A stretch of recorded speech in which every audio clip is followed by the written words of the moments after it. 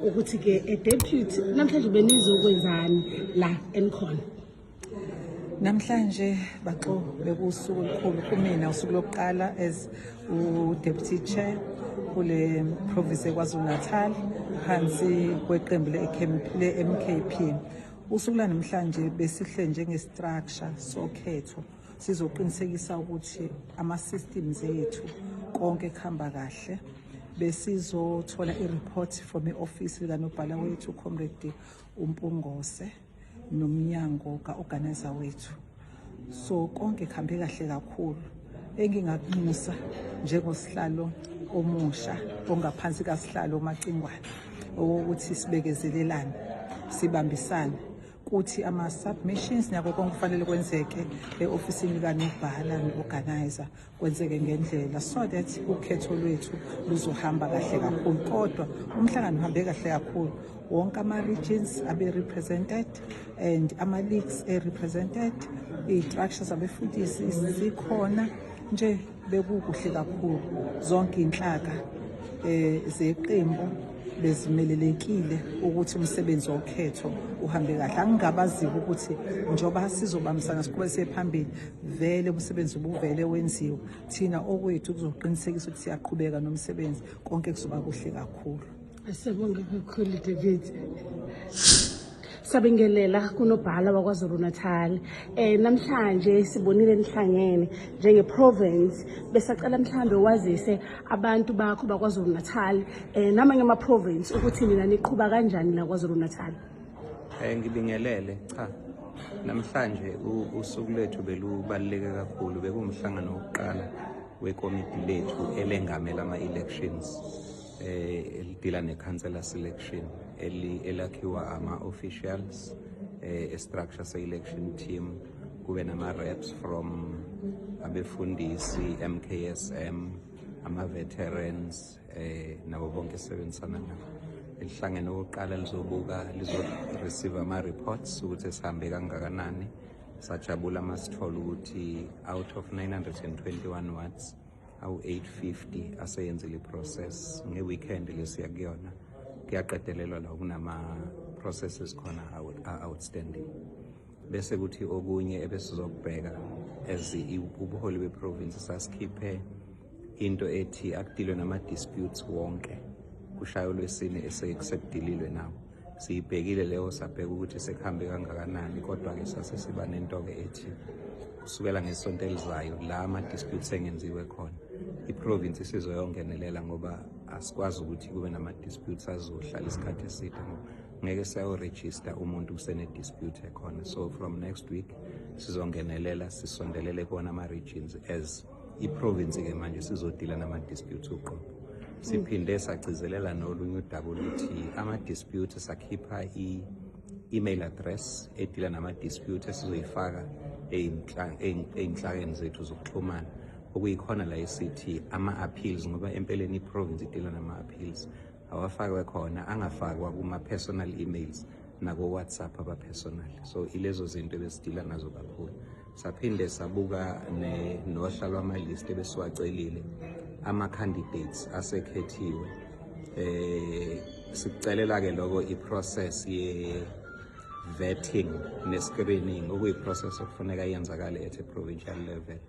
Ama-region awu-9 asesubmithile okusho ukuthi i-process-ke kona ye-vetting ne-screening izoqala nayo sizorefer wonke lawo makhansela kulabo kufanele benze lowo msebenzi ngoba enye into ekhona kwi-organization akekho umuntu ozorejistwa kwa-IEC engakadluli kwi-process ye-vetting and screening. So sibonge lawo ma-regions alethile i-information bazosizakala-ke abantu bakulawo ma-region namawadi ngoba kusho ukuthi i-process yabo sisho ukuthi ngeke basalele mangabe kufanele kurejistre. So bekuyilezo zinto kakhulu kanye-ke ney'nhlelo ezinye ze-advert esisazo-communicate kahle nama-regions ukuthi njengoba kwathiwa abanye bazo-apply bafuna ukuba ama-PR sizo-communicate nje maduzane ukuthi i-advert izophuma nini, izophuma maduzane nje sivumelene ngosuku nazo zonke izinto ezizodingakala nanokuthi aba-applyayo bazoya kanjani. Siphinde sakhuluma nangolunye uhlelo ngoba umsebenzi mningi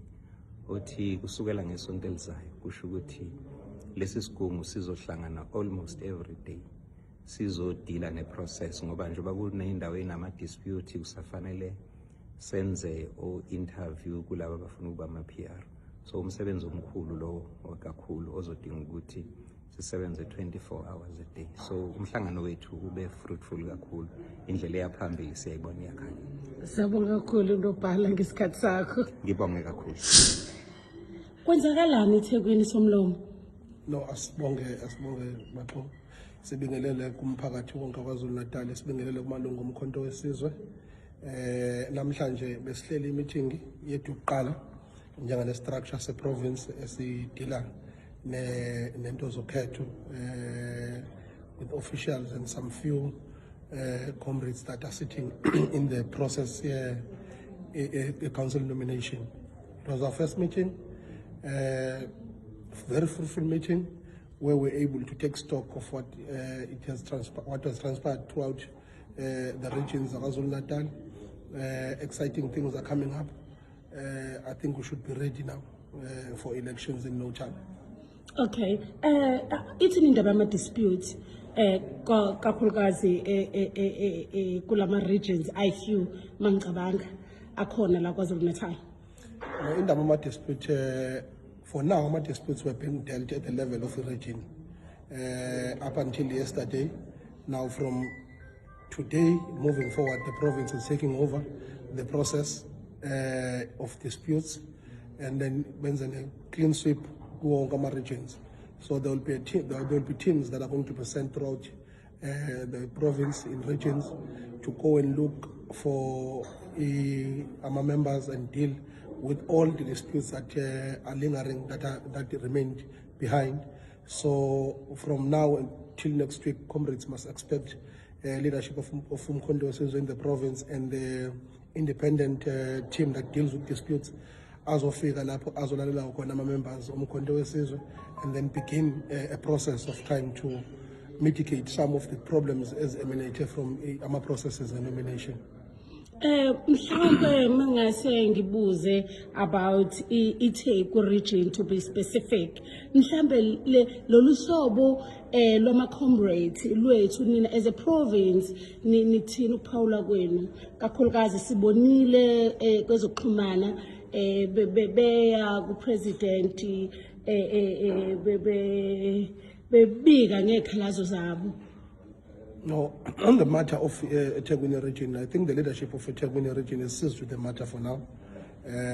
Up until we receive a report of them saying